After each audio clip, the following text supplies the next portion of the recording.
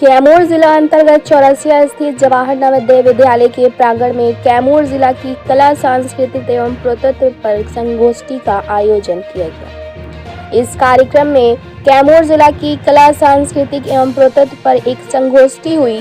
संगोष्ठी की अध्यक्षता कैमूर जिला के प्रख्यात इतिहासकार एवं पुरातत्व विशेष डॉक्टर श्याम सुंदर तिवारी ने किया।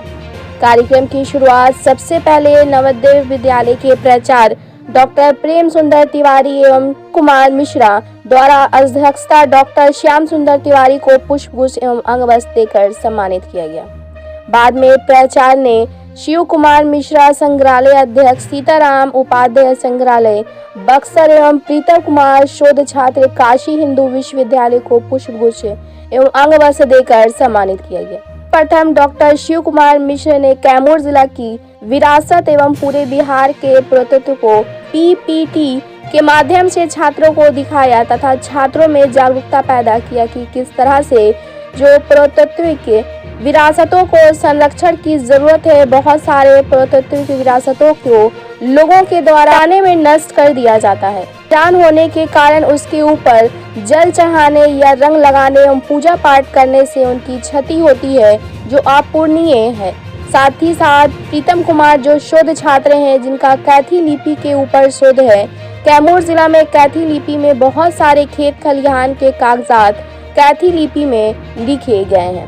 छात्रों को कैथी लिपि का ज्ञान प्रदान किया गया। अध्यक्षीय भाषण में डॉक्टर श्याम सुंदर तिवारी ने कैमूर जिला के पुरातत्विक स्थलों एवं यहाँ के शैल चित्रों के बारे में छात्रों को विस्तृत ढंग से बताया। आपने बताया कि आदि मानव का निवास स्थल कैमूर जिला की पहाड़ियां रही हैं, जहां वे गुफाओं में रहते थे और मानव संभव के अनुरूप उन गुफाओं में चित्रकारी करते थे। उन चित्रों को देख के उस समय के सामाजिक परिवेश, लोगों को वेशभूषा, पूजा पाठ, सामाजिक समरसता एवं सांस्कृतिक आर्थिक गतिविधियों तथा जीवन के विविध क्षेत्रों के बारे में जानकारी प्राप्त होती है। डॉक्टर तिवारी ने बताया कि कैमूर जिला में कई ऐसे मूर्ति कला के केंद्र हैं जो अपने आप में संग्रहालय हैं।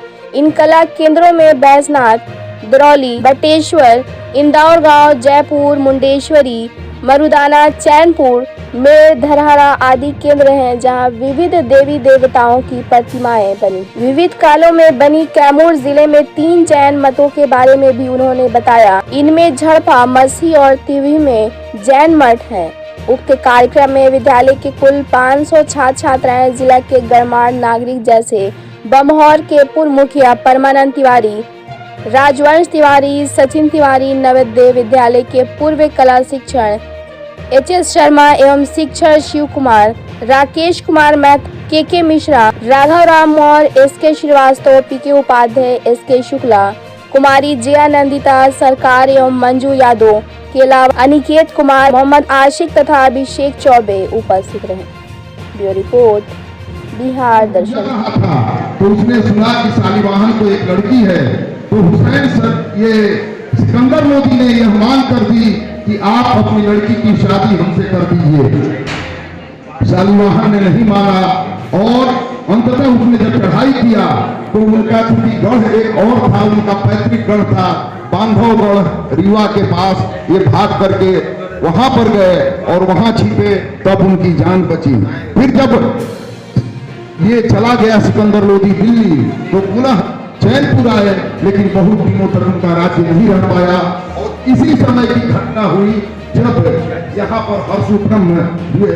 हर्षु ब्रह्म उनके पुरोहित थे, लेकिन हर्षु ब्रह्म को उनकी जो राजा शालिवाहन की बड़ी पत्नी थी वो देखना नहीं चाहती थी, क्योंकि उन्होंने दूसरा विवाह करा दिया था राजा शालिवाहन का, और इस कारण वह देश रखती थी। और एक बार जब भवन बनवाया उन्होंने अपना, हर्षु पांडे ने, जमुआओं के रहने वाले थे, जमुआओं गांव का नाम सुना है आप लोगों ने?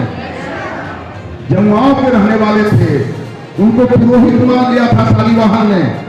और जब उनका नया भवन बनकर तैयार हुआ तो रानी की आज्ञा से उसे ढहवा दिया गया और हर्षु ब्रह्म जाकर के चैनपुर के किले में अपना प्राण त्याग किए और अंततः जो है वहीं पर वो ब्रह्म स्थान बना है। हर्षु ब्रह्म स्थान आप लोग जानते होंगे चैनपुर के किले में, ये हर्षु ब्रह्म है। अब उसके बाद जैसा कि हमने बताया कि 1498-99 में हराया था, और चूंकि जौनपुर को जवाल खां सारंग थानी को दिया हुआ था, तो उसने यहाँ पर मोहम्मद खां सूरी को अपना गर्व बनाया और यहाँ का जो है वो सूबेदार बनाया। अब मध्यकाल में जब हम लोग आते हैं तो यह क्षेत्र पहली बार दूसरे राजाओं के अधीन हुआ, और जौनपुर के हुसैन स्वर्की के शासनकाल में इस क्षेत्र पर भट्टा के राजा राय भेद चंद्र ने अधिकार कर लिया था। राय भेद चंद्र राजा शालिवाहन के पिता थे। राजा शालिवाहन का नाम किसने सुना है? चैनपुर के राजा बहुत शक्तिशाली राजा हुआ करते थे। हर्षु ब्रह्म का नाम सुना है आप लोगों ने? तो हर्षु ब्रह्म हुए थे शालिवाहन के समय में। तो शालिवाहन के पिता राय भेद हुआ करते थे, और राय भेद हुसैन स्वर्की के सामंत थे। लेकिन उनको जो है, जब ये हुसैन स्वर्की को हराने के लिए लोधियों ने जौनपुर को कब्जा किया, तो हुसैन स्वर्की बार बार भाग करके यहाँ चला आता था कैमूर में, और चैनपुर के किले में और पटना के किले में वह रहा करता था। इसके बाद सिकंदर लोधी उसको हराने के लिए 2 बार यहाँ पर आया है। अंततः हुसैन स्वर्की को यहाँ से निकाल बाहर किया था। सिकंदर लोधी ने क्या किया? हुसैन स्वर्की को भगाने के बाद, चूंकि राजा शालिवाहन की अपने पिता राय भेद से पटती नहीं थी, राय भेद हुसैन स्वर्की के पक्ष में थे और शालिवाहन सिकंदर लोधी के पक्ष में थे। शालिवाहन का साथ पाकर सिकंदर लोधी ने हराया था हुसैन स्वर्की को, और चैनपुर का राज्य शालिवाहन को दे दिया था। लेकिन हुआ क्या कि लगभग 1917 का अधिकार हुआ, फिर चेरो जनजाति का अधिकार हो गया था। लेकिन पटना गढ़ पर सबसे पहले जो उरांव जनजाति के लोग थे, उरांव जनजाति का नाम सुना है आप लोगों ने? तो उरांव जनजाति के लोगों का अधिकार हुआ, और आज भी उनके लोकगीतों में उनका जो मंत्र है उसमें रोहिदासगढ़ के साथ पटना इनंता हूँ, ये मंत्र है उनका। यही पटना है जिस पर उरांव ने अधिकार कर लिया था। और बाद में जब भर जनजाति के लोग आए, तो उरांव को हटा करके भरों का अधिकार इस पटना गढ़ पर हो गया था। यह जो है पूर्व मध्यकाल में यह क्षेत्र कसरमोला पट्टल के अंतर्गत आ गया। मध्यकाल में इस संपूर्ण क्षेत्र का नामकरण पटना हो गया, जो पटनागढ़ के नाम पर पड़ा था। यहीं पर निंदौरगढ़ है। निंदौरगढ़ का नाम सुना है आप लोगों ने? पटना के बगल में निंदौरगढ़ है, चैनपुर प्रखंड में, चांद प्रखंड में। और इसे बुकानन ने लिखा है। बुकानन एक यात्री था, अंग्रेज सर्वेयर था, जो 1812-13 में यहाँ आया था। वो लिखता है कि यह निंदू राजा का निंदौरगढ़ था। अब ये देखिए, ये हर राजाओं का ये सावलगढ़ है। सावलगढ़ बड़ा प्रसिद्ध रहा है, इस पर भी बुकानन ने लिखा है। भर वह जनजाति है जो पहाड़ी के नीचे दक्षिणी क्षेत्र में, मैदानी क्षेत्र के दक्षिण में रहा करती थी, और यह गंगा के किनारे इलाहाबाद से लेकर के सासाराम तक फैली हुई थी। और गढ़वाल वंश जो जिसे आप लोगों ने पढ़ा होगा, मूलतः